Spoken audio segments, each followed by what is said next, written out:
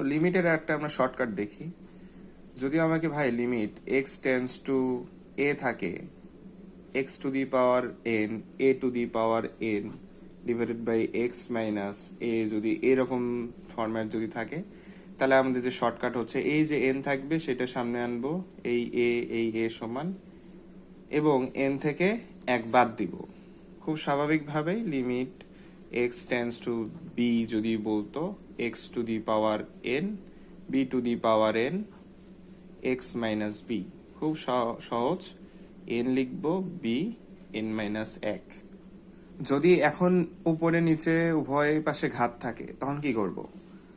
এই এমটাকে উপরেই লিখবো, ভগ্নাংশ আকারে হরে লিখবো এন, তারপরে হচ্ছে আমরা ডি দিব, তাই না? ডি আছে, এম থেকে এন বাদ দিয়ে দিব। এটা হচ্ছে আমাদের শর্টকাট।